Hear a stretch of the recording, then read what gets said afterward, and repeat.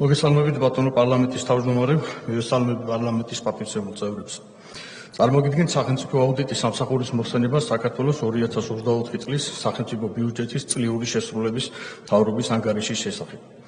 აუდიტის სამსახურის შეფასებით ანგარიში მომზადებულია მოქმედი კანონმდებლობის დაცვით. მოხსენებაში მითითებული მიგნებებში აღწერილი საკითხების გარდა ბიუჯეტის შესრულების ანგარიში ყველა არსებითი ასპექტის გათვალისწინებით უტყუარად ასახავს სახელმწიფო ბიუჯეტის შესრულების შესახებ ინფორმაციას. წარმოგიდგენთ სახელმწიფო აუდიტის სამსახურის მოხსენების მნიშვნელოვან ასპექტებს. 2024 წელს სახელმწიფო ბიუჯეტის კანონში განხორციელებული ცვლილებების პარალელურად არ განახლებულა კანონზე თანდართული ფისკალური რისკების ანალიზისა და მაკროეკონომიკური სცენარის ანალიზის დოკუმენტები. ქვეყნის წინაშე არსებული ფისკალური რისკების ერთ-ერთ ძირითად წყაროდ რჩება სახელმწიფო საწარმოები, რაც ძირითადად დაკავშირებულია მათ უარყოფით ფინანსურ შედეგებთან. ასევე საწარმოთა ნაწილი დამოკიდებულია სახელმწიფო ბიუჯეტიდან მიღებულ დაფინანსებაზე, რაც გარკვეულ შემთხვევაში ფუნქციონერების ხარჯების ან და ვალდებულებების დაფარვას ხმარდება. ამასთანავე საბიუჯეტო დოკუმენტაციაში არ ხდება ინფორმაციის წარმოდგენა საწარმოების მიერ ბიუჯეტიდან მიღებული დაფინანსების მოცულობების შესახებ. ასევე ფისკალური რისკების მნიშვნელოვანი წყაროა საერთაშორისო საარბიტრაჟო სასამართლოში მიმდინარე დავები. 2024 წლის ბოლოს არსებული მდგომარეობით აღნიშნული დავების ფარგლებში სადაო თანხის პოტენციურმა მაქსიმალურმა რაოდენობამ 3,3 მილიარდი ამერიკული დოლარი შეადგინა. ფისკალური რისკები იჩენს თავს ქვეყანაში მოქმედ დეპოზიტების დაზღვევის სისტემაში. აღნიშნულიდან გამომდინარე მიზანშეწონილია ფისკალური რისკების ანალიზის დოკუმენტში წარმოდგენილი იქნას ინფორმაცია დეპოზიტების დაზღვევის სისტემიდან მომდინარე პოტენციური რისკების შესახებაც. 2024 წელს ბიუჯეტის დეფიციტის და ვალის წესის მაჩვენებლები კანონმდებლობით დაწესებული ლიმიტის ფარგლებში არის მოქცეული. აღსანიშნავია, რომ ცენტრალური ხელისუფლების კონტროლის ქვეშ მყოფი სამთავრობო სექტორს მიკუთვნებული 113 საწარმოდან 2024 წლის სახელმწიფო ბიუჯეტის შესრულების წლიურ ანგარიში ინფორმაცია წარმოდგენილია 82 საწარმოს შესახებ. დადებითად უნდა შეფასდეს ის ფაქტი, რომ წინა წლებთან შედარებით გაზრდილია როგორც ანგარიში მითითებული საწარმოების რაოდენობა, ასევე მონაცემთა ხარისხიც. არსებული პროგრესის კვალდაკვალ ფისკალურ პარამეტრებზე პოტენციური გავლენის მასშტაბის გათვალისწინებით და კანონმდებლობით განსაზღვრული მოთხოვნების ჯეროვანი შესრულებისთვის მნიშვნელოვანია სამთავრობო სექტორს მიკუთვნებული საწარმოების და მათი მაკონტროლებელი უწყებების მხრიდან საბიუჯეტო პროცესის ყველა ეტაპზე დამატებითი ყურადღება გამახვილდეს ფინანსთა სამინისტროსთვის დროული და ზუსტი ინფორმაციის წარდგენის საკითხებზე. ფისკალური გამჭვირვალობის გაუმჯობესებისთვის მიზანშეწონილია სახელმწიფო საწარმოს მიერ სახელმწიფო ბიუჯეტიდან მიღებული დაფინანსების შესახებ დეტალური ინფორმაცია დაფინანსების მიზნობრიობის ჩათვლით წარმოდგენილი იქნა სახელმწიფო ბიუჯეტის შესრულების წლიურ ანგარიშში. გასული წლების მსგავსად 2024 წლის ბოლოს სახელმწიფო ბიუჯეტიდან გაწეული გადასახდელების მოცულობა მნიშვნელოვნად გაიზარდა, კერძოდ მხოლოდ დეკემბრის თვეში დახარჯული თანხების ოდენობამ 3,4 მილიარდი ლარი და მთლიანად გადასახდელების 13,1% შეადგინა.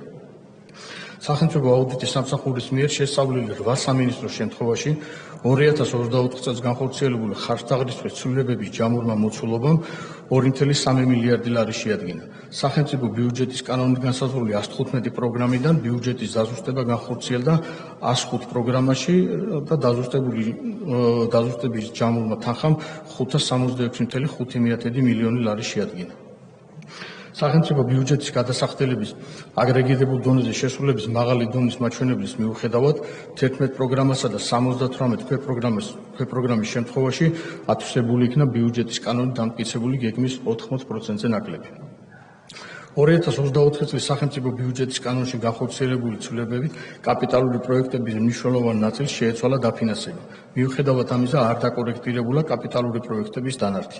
კაპიტალური პროექტის შესრულების მონიტორინგის კუთხით მნიშვნელოვანია PIM მეთოდოლოგიით განსაზღვრული პროექტების შესრულების მდგომარეობის შესახებ პერიოდული ანგარიშების მომზადება და სახელმწიფო ბიუჯეტის შესრულების კვარტალურ ანგარიშებთან ერთად წარმოდგენა. 2024 წლის სახელმწიფო ბიუჯეტის კანონით განსაზღვრული 96 ინფრასტრუქტურული პროექტიდან 2 პროექტის შემთხვევაში არ მომხდარა გეგმით გათვალისწინებული სახსრების ათვისება, ხოლო 24 პროექტის შემთხვევაში ათვისებული იქნა გამოყოფილი თანხის დაფინანსების 80%-ზე ნაკლები.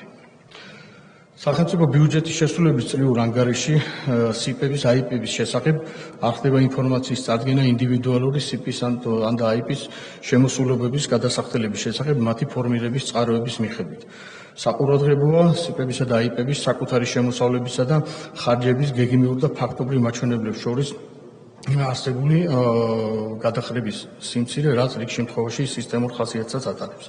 დადებითად უნდა შეფასდეს ის ფაქტი, რომ საქართველოს ფინანსთა სამინისტროს ინიციატივით განხორციელებული საკანონმდებლო ცვლილებებით გათვალისწინებული იქნა სახელმწიფო აუდიტის სამსახურის მიერ გაცემული რეკომენდაციები სიპებისა და აიპების მიერ ფულადი რესურსების მართვისა და კონტროლის მექანიზმების გაუმჯობესებასთან დაკავშირებით.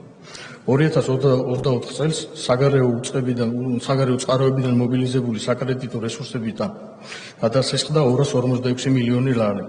წლის ბოლოს არსებული მდგომარეობით საგარეო საკრედიტო რესურსების ხარჯზე გაცემული სესხების მთლიანი პორტფელის მოცულობა 2.9 მილიარდ ლარს შეადგენს. პორტფელში ირიცხება 80 სესხი, საიდანაც 25 რესტრუქტურიზებულია.